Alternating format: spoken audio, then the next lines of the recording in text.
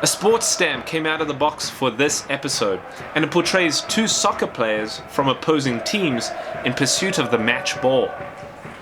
This stamp is from the United Kingdom, and we know that from Queen Elizabeth II's portrait in the top right corner.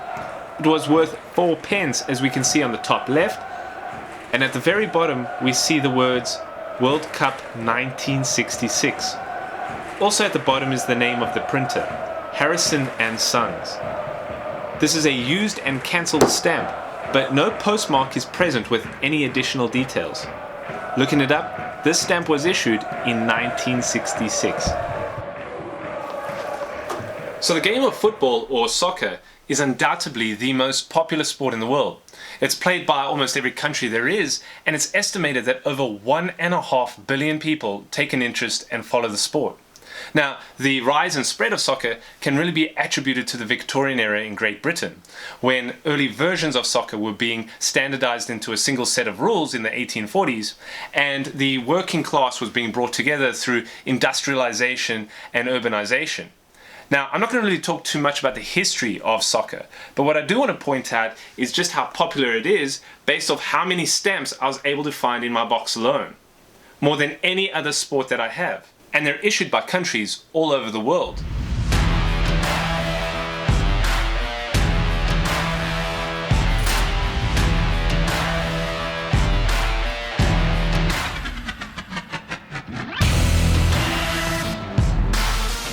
Now, reading up about the Soccer World Cup in 1966, it was a fascinating event. This was the 8th Soccer World Cup and was hosted by England in July of that year. To celebrate, the UK issues a set of 3 stamps, worth 4 pence, 6 pence, and a shilling and 3 pence, all with imagery displaying the competitiveness of the sport. And the event was spectacular. There were 16 teams that participated with record average spectator attendance, more than any other World Cup at that time.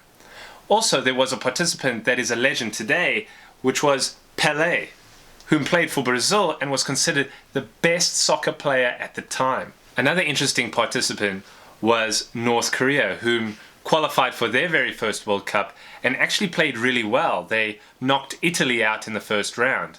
Now, apparently there was a different design for one of the stamps issued by the United Kingdom. It included all the flags of the participating countries, and this was changed last minute.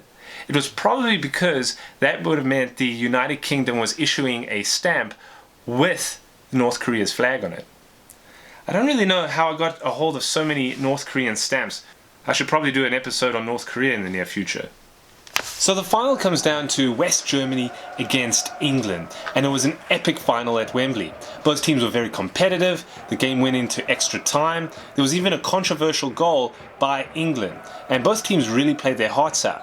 But in the end, England won 4-2, and the Queen was at the game and presented the trophy to the captain, Bobby Moore. And football's grand event was now finally won by England, the pioneers of the game. But now, let's get back to the stamp that I pulled from the box, because the next month, a new 4 pence commemorative gets issued, and it has England winners printed on it, of course, showing that England was ecstatic about the win. And what happens next is a little crazy. The post office had made it known that this new stamp would be issued in smaller numbers than normal commemorative stamps, and this caused excitement and speculation. They sold out quickly. Queues at virtually every post office in England snapped up supplies very soon after they went on sale. These stamps were only sold in England and nowhere else in the United Kingdom, as it was felt to be inappropriate to sell an England winner's stamp in the other countries that may have competed. This was even challenged in Parliament and later overruled. Just a few days after the stamp was available in England, collectors in Scotland could go ahead and make the purchase.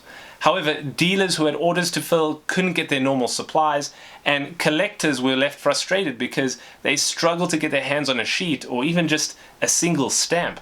Eventually, elevated prices started to get asked for, and in a few days, people were paying more than 50 times the original cost of the stamp. I can't really confirm this, but apparently the London Stock Exchange even quoted sheets for a short period of time. That's just crazy. After some time, people started to realize that the stamps were not that scarce at all, and that there was really more than enough to go around. so prices came down, and to everyone's disappointment, they became worthless in comparison to everyone's expectations. I mean, the irony is that since collectors mainly bought those England winner stamps, most of them are still around. An estimated 12 million of the 12.4 million that were issued. Whereas the original commemorative without the England winners print, they are less available. Estimated to be 7 million of the 146 million that were issued. Huh.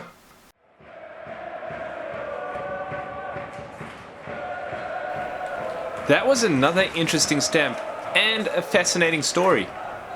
Please subscribe if you haven't already done so, and hit that like button if you enjoyed the episode. Thanks for watching. See you next time.